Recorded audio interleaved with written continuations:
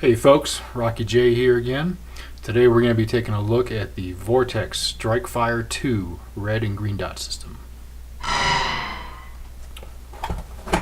So, this is a system that I'm familiar with. I've used this for maybe a year or so, and I've only recently put it back in the box as it's going to be shipped off, I think, to a friend of mine who needs something like this. So, what it is it's a red or green dot optic system for intended for an AR style rifle for the cantilever mount.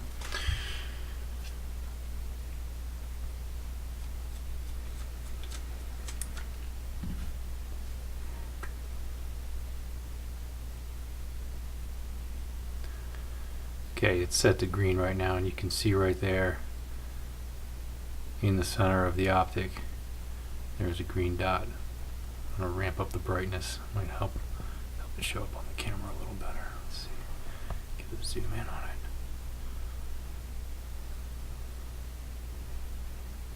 Now this can be a green or a red dot, and the reason you might want one over the other is that the green dot has higher visibility in daylight. There's your red dot. But one downside to the green dot is that they can have brightness issues in extremely cold temperatures. So that's something that you may want to keep in mind. And this optic gives you the option to switch between the two.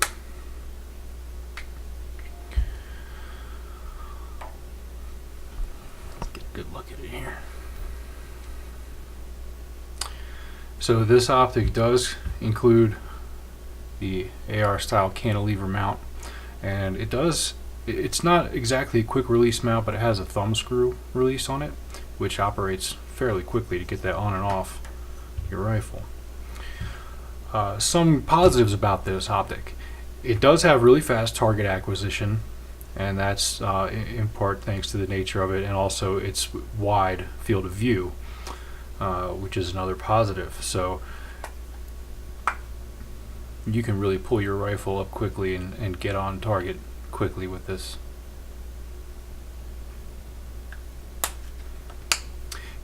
It is a green or a red dot, as I mentioned before, and that dot has 10 adjustable brightness levels. Vortex says the last 2 brightness levels are night vision compatible, though I've not had the pleasure of testing that for myself.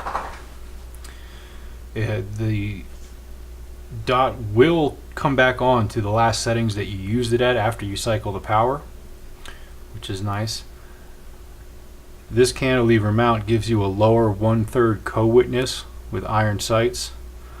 I think that's really pretty well standard. You know, I'm not sure if you're running a red dot on an AR style rifle that doesn't co-witness.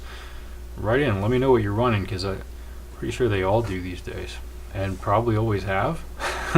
You know, as long as we've been using flip up iron sights.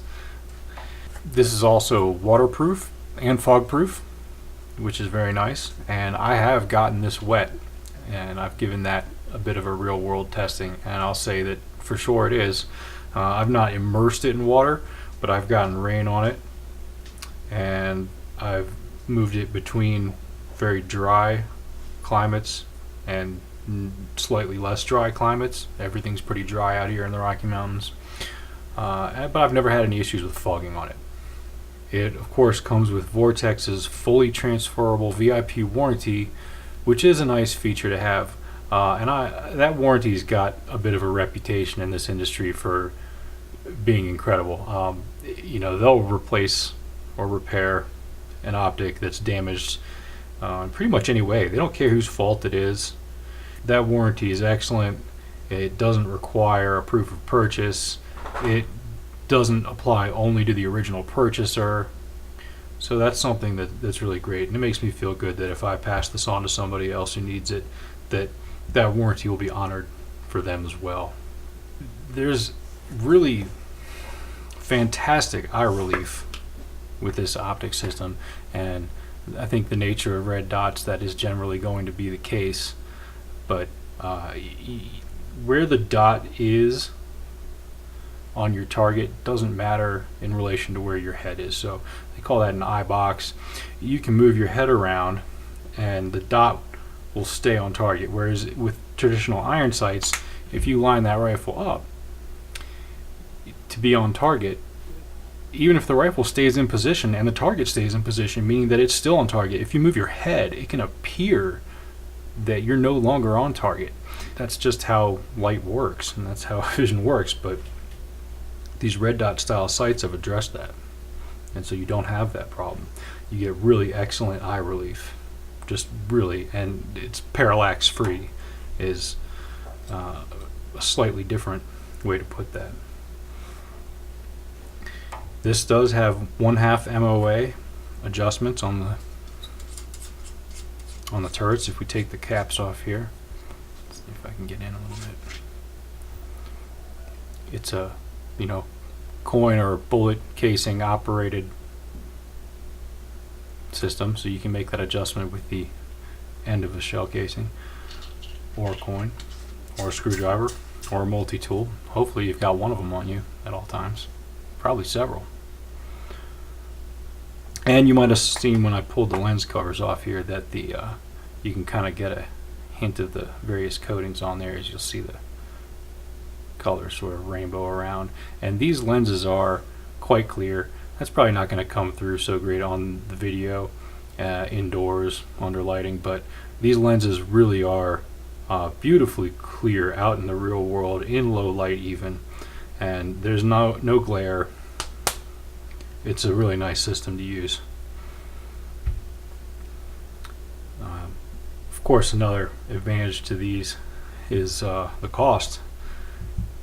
These come in at about, I think, $165 or $170 right now, so they're very affordable. It's a great way to get into an optic system like this, and in fact, I don't think that there really is a less expensive way to get into an optic system that's still decent. Certainly nothing that has the reputation of Vortex for being tough, dependable, rugged, and then they back that up with their warranty as well. The only other thing I want to touch on here that's a really nice positive is you've seen me operating them quite a bit in this video. These lens covers are quite nice. I mean, this is just such a nice system. They stay where you put them. You can rotate them. They're threaded, but they seal really well. You get a nice positive click, good feedback, but you know they pop off very simply, very reliably as well. You can operate them with one hand, and it's a little thing, but I just think that that's a very good feature to have. I've had other optics that had less than adequate covers, and you know, they're not nice to work with. When you're out in the field and you're doing work and you're using this, you don't want to be worrying about something so minuscule as your lens covers. But when you've got something like this, it's just not even an issue. But when you've got something that has a less desirable system, it is an issue. It brings attention to itself, and that's something you don't want. So Vortex did a great job with that. Now there are some negatives that I have to address here, and one of those is going to be the weight. This is a little bit heavier than some other systems, so why don't I pull out my scale and we'll take a weight reading on that right now.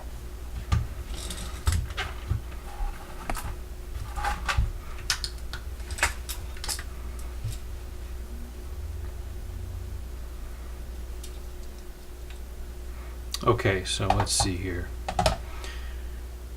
This comes in at 1 pound and 1.7 ounces, which in the grand scheme of things is, of course, not all that heavy. But there are lighter options out there, and there are smaller options out there.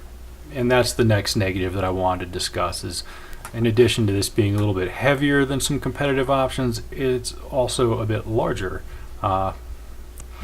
This, when mounted up on your rifle, occupies significantly more space than some other red dot systems that are out there, including stuff by Hollow Sun and SIG. Another negative I wanted to address is that this is a 4 MOA dot. Now for close quarters situations, that's probably not a problem, but if you're going to try and really reach out with this, even to 100 yards, that 4 MOA dot is going to be fairly large compared to the target and the distance that you're aiming at. So it can occupy quite a large space on your target, and that makes precision shooting at distance difficult. Now that said, there is no magnification on this, so it's not really intended for use at great distances, and it does the job well in the range it's built for. There's no advanced reticle option on this. As you saw, it's simply just a dot that can be red or green, just one dot in the center. There's no reticle at all, so you don't even have an etched reticle to work with, much less a more advanced illuminated reticle, something like a mil dot or a horseshoe, and some other competitors' options do offer that. There's the battery life on this optic is much better than previous systems that have been out there. You're not going to get this kind of life out of an old Aimpoint or something, but again, there are competitive options that do a little bit better. To go back to Holosun again, they use a much smaller cell battery but end up providing a lot longer battery life, so that gives you a smaller and lighter design that actually lasts longer, and some of their models even integrate solar, which is fantastic, so you don't even have to have a working battery in there to operate that red dot. And that's something that is really nice if you feel that you might be in a situation where battery availability becomes an issue at some point, or if you just mess up and you don't have a spare with you when you need it. On that note of power, there's no auto on and auto off feature on this, which is something I would like to see. Again, I'm going back to the Holosun optics, and they do offer a feature where when it sits motionless for a period of time, I believe it's 10 minutes, maybe 15 minutes, it auto shuts off to save your battery, save the life of the optic. And it also has a system where the motion sensor in the optic, when you pick up your rifle, it comes on. So as soon as you touch it, it is on and good to go. By the time you get it to your eye, it's already been on. There is no delay, and I love that system. I just leave it on all the time. The only time I ever shut it off is if I'm going to be transporting it in a truck or something where I don't want to drain the battery and just have the optic running the whole time as it's bouncing around and moving. It sits ready to go at all times otherwise, where if I need it, I just grab it and pick it up, and man, it is on and good to go. Okay, well, I think that about covers the main points here. I just want to close and say that overall I'm very happy with this. I don't think you could do better for the money. Those other options I mentioned, they cost a little bit more, and so they might be nicer, they might be lighter, they might be smaller, but you also are going to pay for that. Maybe not a whole lot more, but you're going to pay a bit more. You can get these on the used market for $120 to $150, and man, you just cannot beat that for that price. I think it's a great optic. I'm really happy to have had it. I wouldn't be letting it go if it wasn't for the fact that I simply just don't need it, and because it's a piece of electronics, I feel that it's good to let it go now while I can still get most of my money back for it. And that's another thing. Honestly, you usually lose a lot of money in resale. I'm maybe going to lose $40 reselling this. So I used it for a year for $40, and I feel like that's a fantastic price to rent it for, which is essentially what happened.